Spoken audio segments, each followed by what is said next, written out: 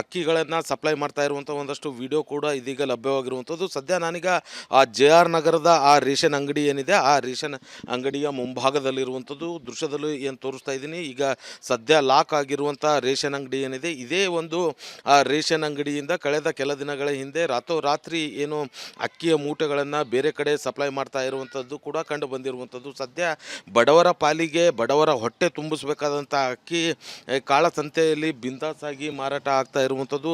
ಇಷ್ಟೆಲ್ಲ ಬಿಂದಾಸಾಗಿ ಅಕ್ಕಿ ಸಪ್ಲೈ ಆಗ್ತಾ ಇದ್ರೂ ಕೂಡ ಆಹಾರ ಇಲಾಖೆ ಅಧಿಕಾರಿಗಳು ಏನು ಮಾಡ್ತಾ ಇದ್ದಾರೆ, ಕಣ್ಮುಚ್ಚಿ ಕುಳಿತುಕೊಂಡಿದ್ದಾರೆ ಅನ್ನುವಂಥ ಒಂದು ಪ್ರಶ್ನೆ ಕೂಡ ಇದೀಗ ಉದ್ಭವ ಆಗಿರುವಂಥದ್ದು. ಯಾಕಂತಂದರೆ ಪ್ರತಿ ತಿಂಗಳು ಕೂಡ ಬಡವರಿಗೂ ಉಚಿತವಾಗಿ ಸರ್ಕಾರ ರೇಷನನ್ನು ನೀಡ್ತಾ ಇರುವಂಥದ್ದು. ಆದರೆ ರೇಷನ್ ಅಂಗಡಿ ಮಾಲೀಕರು ಅದನ್ನು ಬಡವರಿಗೆ ವಿತರಿಸಬೇಕಾಗೋದನ್ನು ಬಿಟ್ಟು ಇದೀಗ ಕಾಳಸಂತೆಯಲ್ಲಿ ಮಾರಾಟ ಮಾಡ್ತಾ ಇರುವಂಥದ್ದು ಕೂಡ ಕಂಡು ಬರ್ತಾ ಇರುವಂಥದ್ದು. ಅಧಿಕಾರಿಗಳು ಯಾವುದೇ ರೀತಿಯಾಗಿ ಕ್ರಮ ಕೈಗೊಳ್ಳದೇ ಇರೋದು ನೋಡಿದ್ರೆ ಬಹಳ ದುಃಖಕರ ವಿಚಾರ ಅನ್ನುವಂಥ ವಿಚಾರ ಇದೀಗ ಜನರು ಹೇಳ್ತಾ ಇರುವಂಥದ್ದು. ಕ್ಯಾಮ್ರಾ ಪರ್ಸನ್ ವಿಜಯ್ ಕುಮಾರ್ ಜೊತೆ ಓಂ ಪ್ರಕಾಶ್ ಮುನ್ನೂರ್, ರಿಪಬ್ಲಿಕ್ ಕನ್ನಡ, ಕಲಬುರಗಿ.